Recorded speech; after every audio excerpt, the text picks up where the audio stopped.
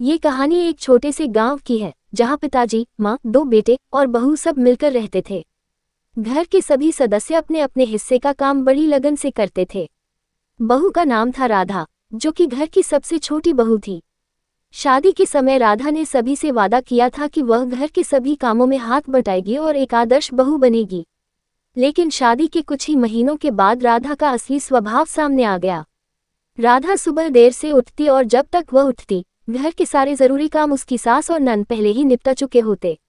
धीरे धीरे सबको ये समझ में आने लगा कि राधा को काम करने में कोई दिलचस्पी नहीं है। उसे काम से बचने के लिए तरह तरह के बहाने बनाना अच्छे से आता था। कभी कहती कि उसे सिरदर्द हो रहा है, कभी कहती कि उसकी तबीयत ठीक नहीं है।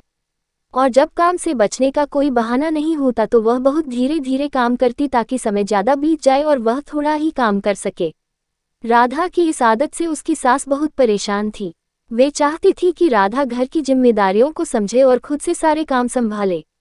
लेकिन जब उन्होंने राधा से इस बारे में बात की तो उसने तुरंत नाराजगी दिखानी शुरू कर दी और यहाँ तक कह दिया कि वह सबकी सेवा करने के लिए नहीं आई है।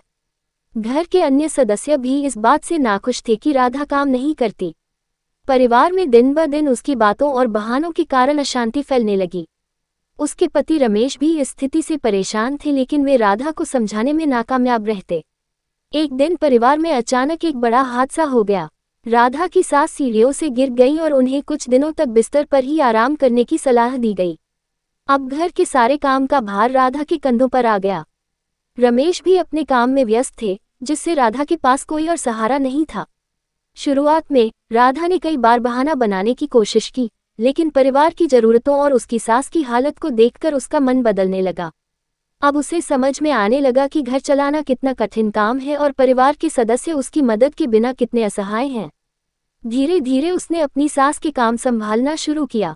कुछ ही दिनों में राधा को घर के सारे काम करने की आदत हो गई। उसने न केवल घर का सारा काम संभाल लिया बल्कि अपने व्यवहार में भी बदलाव ला दिया। अब वह पूरे परिवार के साथ सहयोग से रहने लगी और उसकी मेहनत से घर के सभी सदस्य खुश हो गए। राधा का ये बदलाव देखकर उसकी सास और नंद भी उससे बहुत खुश हो गए और उन्होंने उसके बदले हुए स्वभाव की तारीफ की। इस बदलाव ने राधा को भी यह एहसास दिलाया कि एक घर को खुशहाल बनाने के लिए सभी को अपनी जिम्मेदारियों का निर्वाह करना होता है। इस कहानी से हमें ये सीखने को मिलता है कि काम से भागने के बजाय यदि जिम्मेदारी से काम किया जाए तो परिवार में सुख शांति बनी रहती है और सभी का सम्मान होता है। राधा की तरह हमें भी अपनी जिम्मेदारियों को समझना चाहिए और अपने परिवार की खुशियों में योगदान देना चाहिए।